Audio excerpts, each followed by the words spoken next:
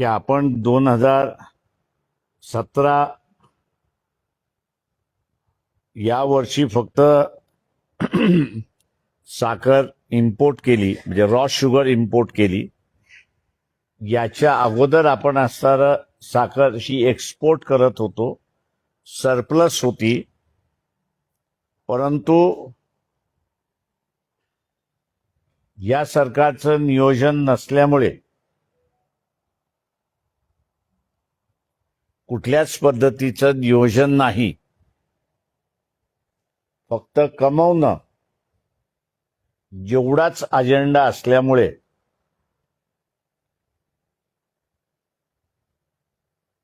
Raw sugar जी आहे आणि मळी जी आहे ही इथेनॉलकडे वळवल्यामुळे यावर्षी भारताला डबल किमतीमध्ये 10 मिलियन टन साखर आयात करावी लागते अशी परिस्थिती आहे. आज साखरेचा भाव 80 रुपये आहे. येत्या 10-12 दिवसामध्ये तो 100 रुपयावरती जाईल.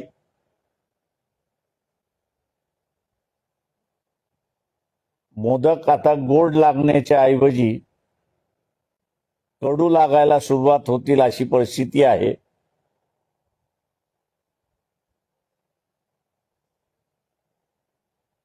लागोपाठ सण आहेत. नवरात्र आहे, दिवाळी आहे. शासन हे आम्ही धर्माने हिंदू आहोत असं म्हणतात आणि धर्माचं आम्ही संरक्षण करतो असं गाजावाजा करतायत. परंतु धर्म पाळत असताना सण हा सुद्धा एक अविभाज्य भाग आहे.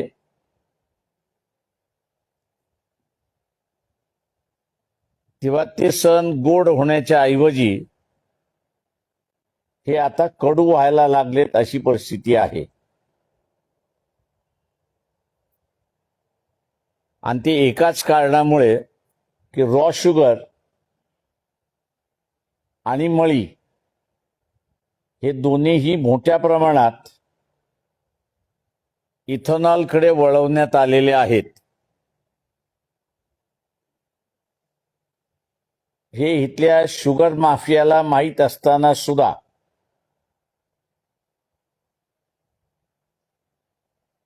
ही शुगर माफिया शांततेने बसले, कारण का त्यांच्या लक्षात आलं की एवढ्या मोठ्या प्रमाणात रॉ शुगर आणि इथेनॉल करण्यासाठी गेलं तर भारताला लागणारी साखर ह्याच्यामध्ये शॉर्टफॉल होणार आहे.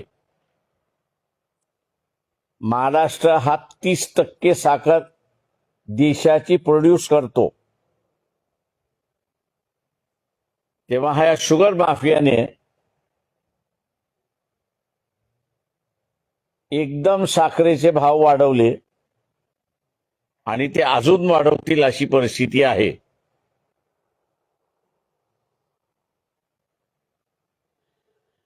जनतेला आमचं एवढंच सांगणं आहे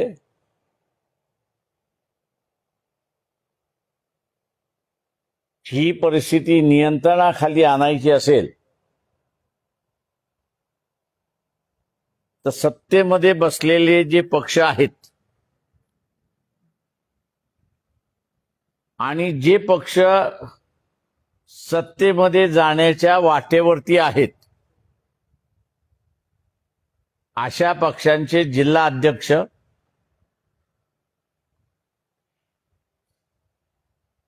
पंचायत समितीचे सदस्य, जिल्हा परिषदेचे सदस्य, नगरपालिकेमधले निवडून आलेले सदस्य, आमदार खासदार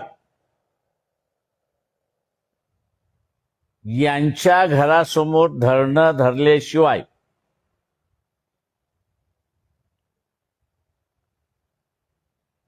हे हम करो सो कायदा जो आहे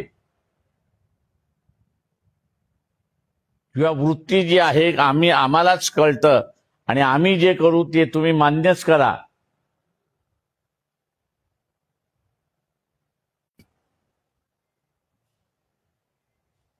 आणि म्हणून रोखठोक भूमिका आम्ही त्या ठिकाणी घेऊ शकतो.